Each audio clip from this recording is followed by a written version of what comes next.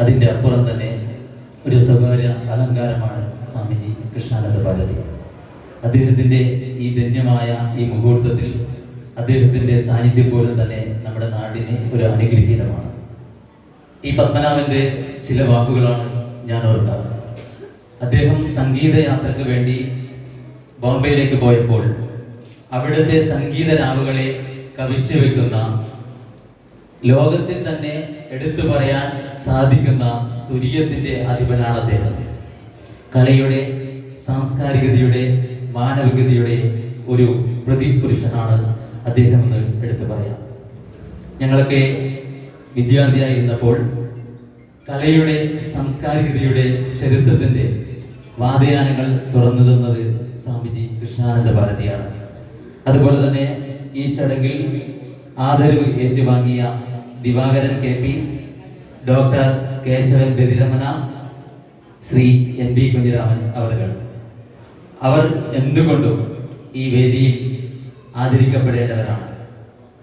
ജീവകാരുണ്യ പ്രവർത്തനത്തിലും അതുപോലെ തന്നെ മറ്റുള്ള കാര്യങ്ങളിലും സജീവ സാന്നിധ്യമായി കൊണ്ടിരിക്കുന്ന, ഇന്നും നമ്മുടെ പ്രവർത്തന മണ്ഡലത്തിൽ നിറസാന്നിധ്യമായി കൊണ്ടിരിക്കുന്ന ദിവാകരൻ KP, അതുപോലെ തന്നെ നമ്മുടെ ഡോക്ടർ കേശവൻ ബദിരമന, അദ്ദേഹത്തിൻ്റെ പിതാവ് വിഷ്ണു നമ്പൂതിരി, അദ്ദേഹത്തെ ആദരിക്കുന്ന ഇതിൻ്റെ അടുത്ത്, മരണത്തിൻ്റെ ഏകദേശം അടുത്ത മാസങ്ങൾക്ക് മുമ്പ് അദ്ദേഹത്തെ കൈതപ്പൻ നമ്പൂതിരി അരവഞ്ചാലയിൽ വെച്ച് ആദരിച്ചപ്പോൾ ആ ചടങ്ങിൽ ഭാഗവത്താകുവാൻ എനിക്ക് സാധിച്ചിട്ടുണ്ടായിരുന്നു.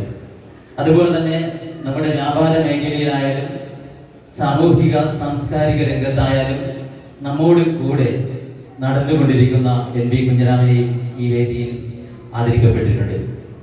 ഈ ചടങ്ങിൽ രമേശൻ പെരുന്തട്ട എന്നുള്ള കലാകാരൻ, നമ്മളൊക്കെ സ്കൂൾ വിദ്യാർത്ഥിയായിരിക്കുന്നപ്പോൾ ഒരു കാലഘട്ടത്തിൽ നമ്മളൊക്കെ ഉപജില്ലയിലും ഇപ്പോൾ എൻ്റെ കൂടെ പഠിച്ച ജയാന്ദ്രനം അടക്കമുള്ളവർ ഈ വേദിയിൽ, ഈ സദസ്സിലുണ്ട്.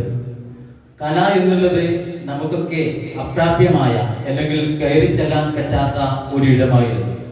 അത് പണക്കാരൻ്റെ അല്ലെങ്കിൽ ഉന്നതമായ സാമ്പത്തിക ശേഷിയുള്ളവരുടെ മക്കൾക്ക് മാത്രം ഒതുക്കപ്പെട്ട ഒരു മേഖലയായിരുന്നു. സംഗീതമായാലും നൃത്തമായാലും രചന ഒക്കെ അത്തരം ഒരു കാലഘട്ടത്തിൽ നിന്ന് മാനവികതയിലെ ഒരു പുതിയ യുഗത്തിലേക്ക് കലയെ പിടിച്ചു കൊണ്ടുവരാൻ രമേശൻ പെരുന്തട്ടയ്ക്ക് സാധിച്ചു എന്നുള്ളതാണ് എനിക്ക് എടുത്തു പറയേണ്ട കാര്യം. നമ്മുടെ നാട്ടിലെ ഗ്രാമപ്രദേശത്തിലെ പാവപ്പെട്ട കുട്ടികൾക്ക്, പാവപ്പെട്ട വീട്ടിലെ അംഗങ്ങൾക്ക് സംഗീതം പഠിക്കുവാനും അതുപോലെ തന്നെ വിവിധ കലാരംഗങ്ങൾ പരിശീലനം നൽകുവാനും ഒരു ജനകീയ മുഖമായി രമേശൻ പെരുന്തട്ട സഞ്ചരിച്ചു കൊണ്ടിരിക്കുകയാണ്. ഇത് എടുത്തു പറയേണ്ട കാര്യമാണ്. ഞാൻ ജീവിക്കുന്നത് കണ്ണൂർ ജില്ലയിലാണ്. ഇന്ത്യ എന്നുള്ള ഈ വലിയ രാജ്യം പലപ്പോഴും ലോകരാജ്യത്തിന് മാതൃകയാണ്. ഇന്ത്യ എന്നുള്ളത് ബഹുസ്ഫുരതയുടെ അല്ലെങ്കിൽ വിവിധ സംസ്കാരത്തിന്റെ ഒരു ഭൂമികയാണ്.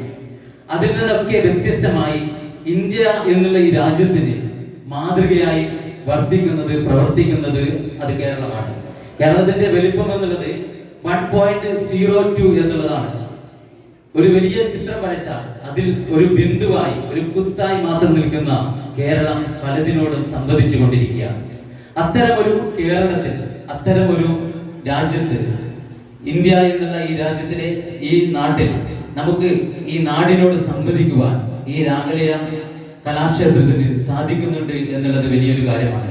അദ്ദേഹത്തിന്റെ പല ക്യാമ്പുകളും, അദ്ദേഹത്തിന്റെ പല ക്ലാസ്സുകളും സൗജന്യമാണ്. ഇന്നൊരു ഡാൻസ് സ്കൂളിൽ, ഒരു സംഗീത സ്കൂളിൽ പോകണമെങ്കിൽ എത്ര ലക്ഷം കണക്കിന് രൂപ കെട്ടിക്കൊടുക്കണമെന്ന് നമുക്കറിയാം. പല ഡാൻസ് സ്കൂളുകളിലും പല മ്യൂസിക് സ്കൂളുകളിലും പണം മാത്രമല്ല, ഉന്നതങ്ങളായ റെക്കമെൻഡേഷനും അതിൻ്റെ പിന്നാമ്പുറ പ്രവർത്തനങ്ങളും ഒക്കെ വേണം. അത്തരം ഒരു ഇടത്തിൽ നിന്നാണ് നമ്മുടെ കലയെ, സംഗീതത്തെ, നമ്മുടെ ഒരു സാമൂഹിക വാതിൽ തുറന്നിട്ടുകൊണ്ട് രമേശൻ പെരുന്തട്ട സഞ്ചരിച്ചു കൊണ്ടിരിക്കുന്നത്. അതുപോലെ തന്നെയാണ് പോതാങ്കണ്ണ സ്വാമിജി. നമ്മളൊക്കെ കാണാൻ നമ്മുടെ ഒരു ജന്മത്തെ, ഒരു മനുഷ്യ ജന്മം എന്നുള്ളത് 60-70 വയസ്സാണ്. പക്ഷേ ആ ജന്മം എന്നുള്ളത്, നമ്മുടെ ജന്മം ഒരു പൂർവികതയുടെ സുഹൃതത്തിന്റെ ആയിത്തീരുന്നത് നിരവധി കലാകാരന്മാരെ, നിരവധി സാഹിത്യകാരന്മാരെ കാണുമ്പോഴാണ്. അത്തരം ഒരു വാദിയാനങ്ങൾ തുറന്നിട്ട് തരുന്നത് നമ്മുടെ സ്വാമിജിയാണ്.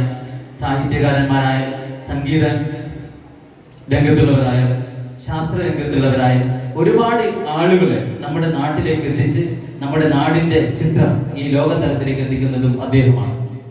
ഞാൻ ഈ വിദ്യാർത്ഥികളോട് പറയുന്നത്, സ്വാമിജി പറഞ്ഞ പ്രസംഗം അത് നിങ്ങൾ അതിന്റെ അർത്ഥതലത്തിലേക്ക് ഉൾക്കൊള്ളാം. ഇന്നിപ്പോൾ വിദ്യാർത്ഥികൾ എന്നുള്ളത് എൻട്രൻസ് തലത്തിൽ പോകുമ്പോഴും അതുപോലെ തന്നെ ഒരുപാട് പരീക്ഷകളൊക്കെ മുന്നേറുമ്പോൾ അവരുടെ മനസ്സിൽ ഒരുപാട് സ്ട്രെസ്സാണ്. അത് രക്ഷിതാക്കളായാലും വിദ്യാർത്ഥികളായാലും മാനസിക സംഘർഷത്തിന്റെ ഇടങ്ങളായി മാറുകയാണ് കേരളം.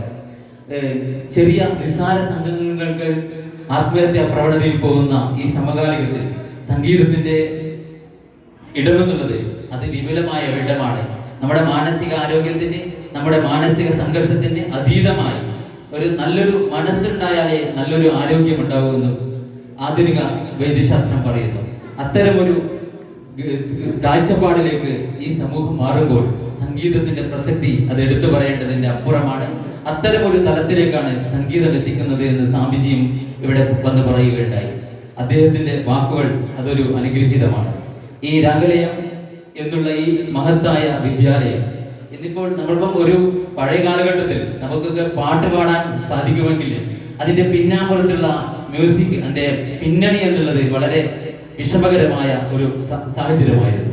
അത്തരം ഒരു സാഹചര്യത്തിലാണ് സംഗീതത്തെ ജനകീയമാക്കാൻ വേണ്ടി ഇത്തരമൊരു കൂട്ടായ്മ ഇവിടെ സംഘടിപ്പിച്ചിട്ടുള്ളത്. ഈ കൂട്ടായ്മ എന്നുള്ളത് നമ്മുടെ നാടിന്റെ അഭിമാനമാണ്. അതിന് നേതൃത്വം നൽകുന്ന രമേശൻ കരിന്തട്ട, അതിന് പിന്നണിയിൽ നിൽക്കുന്ന നമ്മുടെ അധ്യാപികമാർ, എല്ലാവർക്കും എല്ലാവിധ ആശംസകളും അർപ്പിച്ചുകൊണ്ട് എൻ്റെ വാക്കുകൾക്ക് വിരാമമിടുന്നു. ജയ് ഹിന്ദ്.